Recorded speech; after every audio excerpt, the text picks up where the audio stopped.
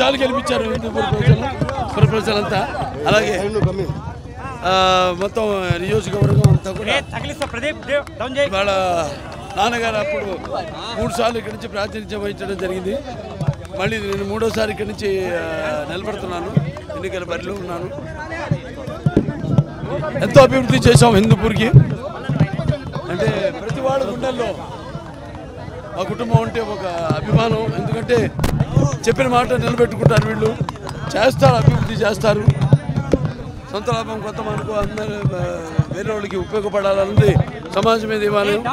ప్రజల దేవుళ్ళు అందరూ నేను ఖర్చుకుంటే నేను ఒక నాన్నగారు ఆయనే స్ఫూర్తిగా తీసుకుని మరి ఇక్కడ హిందూపూర్ నుంచి 2 సార్లు ఎన్నో అభివృద్ధి కార్యక్రమాలు చేపట్టాం. 2వ సారి కూడా చేసాం. 2వ సారి కూడా మన ప్రతిపక్షంలో ఉన్నప్పుడు కూడా ఇక్కడ నీళ్లు సమస్య మెయిన్గా ఆ నీళ్లు కూడా పెట్టి హిందూపూర్ పట్టణానికి ప్రత్యేకమైన పైప్ లైన్ వేసి, అలాగే ఇక్కడ మండలాల్లో అన్ని గ్రామాల్లో కూడా సీసీ రోడ్లు అయితే సీసీ ట్రైన్లు అంతే అన్నీ డెవలప్ చేయడం జరిగింది. సో ఇవాళ ప్రతిపక్షంలో ఉంటూ కూడా కోవిడ్ సమయంలో అయితేనేమి, కోవిడ్ సమయంలో ప్రభుత్వం నుంచి ఏ సహాయ సహకారాలు అందలేదు ఇక్కడ ప్రజలకి. నేను అలాగే నా కార్యకర్తలు అయితేనేమి, నా అభిమానులు అయితేనేమి అందరూ కూడా వాళ్ళు నా దారిలోనే, అంటే ఎటువంటి విపత్కర పరిస్థితి వచ్చినా వాళ్ళందరూ కూడా మేమంతా కూడా నాన్నగారిని ఆదర్శంగా తీసుకుని నేను ముందుకు వెళ్తాను. ఆయనకే వాళ్ళు అభిమానులు కూడా కార్యకర్తలు అయితే అందరూ కూడా చేయడం జరిగింది. అలాగే ఎన్నో ఊళ్ళలో మనం కలవట్లు కానీ సీసీ ట్రైన్లు ఇవన్నీ కూడా ప్రతిపక్షాలు ఉంటూ కూడా డెవలప్ చేయడం జరిగింది. అలాగే ఆరోగ్య రథం, ఎన్టీఆర్ ఆరోగ్య రథం అయితేనేమి, లేకపోతే ఏదైతే అన్నా క్యాంటీన్ తీసేశారో ఇక్కడ మన మళ్ళీ రోజుకి 400 మందికి ఉచితంగా భోజనాలు పెట్టడం, ఇవన్నీ కూడా చేస్తూ ఉన్నాం. సో ఇవన్నీ ప్రజలు గమనిస్తూనే ఉన్నారు. ఇక్కడ ముఖ్యంగా రాష్ట్రం కూడా చూస్తే మనం ఎంతో 15 ఏళ్ళు 20 ఏళ్ళు వెనక్కి పడిపోయింది మన రాష్ట్రం అన్ని విషయాల్లో. అంటే ఉద్యోగ కల్పనలో అయితేనేమి, అభివృద్ధి సంక్షేమ విషయాల్లో అయితేనేమి, మొత్తం వైద్యం, విద్య అన్ని విషయాల్లో రాష్ట్రం ఎంతో వెనకబడింది. ఇప్పుడు మళ్ళీ దాన్ని పునరావృతం చేయాలి.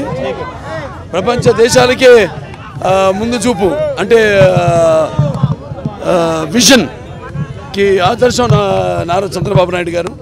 మళ్ళీ ఆయన ముఖ్యమంత్రి కావాలని అందరూ కోరుకుంటున్నారు. అలాగే ఇక్కడ మీరు చేసిన అభివృద్ధి కార్యక్రమాలు ఏంటి అన్నీ ప్రత్యక్షంగా కనపడుతున్నాయి మన కళ్ళ ముందు, అన్నీ చేసాం. సో ముందు కూడా ఇక్కడ ఉన్న మౌలిక సదుపాయాలు అయితేనేమి, అంటే భౌగోళికంగా అయితేనేమి, మనకి ఎయిర్పోర్ట్ ఉంది, అన్ని రకాల పక్కన హైవే ఉంది, సర్ఫేస్ ట్రాన్స్పోర్టేషన్ ఉంది. ఇంకా బ్రహ్మాండంగా నాన్నగారు ఆనాడు తుమ్ముకుట్టలో ఈ ఇండస్ట్రీ పార్క్, అంటే ఏదైతే పారిశ్రామిక వాడ ప్రారంభించడం జరిగింది. చంద్రబాబు నాయుడు గారు వచ్చాక మన హెచ్ఎన్ఎస్ఎస్ కెనాల్ ద్వారా ఇక్కడ నీళ్లు ఇవ్వడం జరిగింది. కియా లాంటి పరిశ్రమలు, అలాగే ఐఐటి లాంటి విద్యా సంస్థలన్నీ కూడా తీసుకొచ్చారు. ఇటు మన హిందూపూర్కి అయితేనేమి, ఇటు మన అనంతపురం జిల్లాకి అయితేనేమి, మన సాయిబాబా జిల్లా అయితేనేమి. సో ఇవాళ రేపు ఇంకా చాలా అభివృద్ధి చెందడానికి చాలా అవకాశం ఉంది పారిశ్రామికంగా. అలాగే ఇక్కడ స్థానికులకు ఉద్యోగ కల్పించడానికి చాలా అవకాశం ఉంది. ఆనాడు ఎన్నెన్నో చేసాం మనం.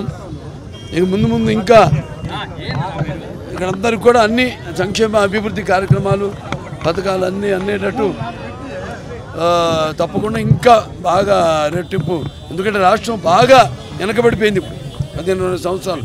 సో దాని యుద్ధ ప్రాతిపదికత మీద మనం రాష్ట్రాన్ని అభివృద్ధి చేయవలసిన అవసరం ఉంది.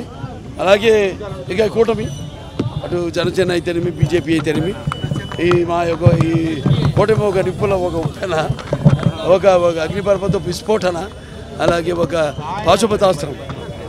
ఈ శక్తిని తట్టుకునే శక్తి ఎవరికి లేదు. తప్పకుండా ఇంకా అవకాశం ఇస్తే బ్రహ్మాండంగా ఈ హిందూపూర్ నియోజకవర్గాన్ని మొత్తం ఇంకా బాగా అభివృద్ధి చేస్తాను అని తెలియజేసుకుంటూ నేను సెలవు తీసుకుంటాను.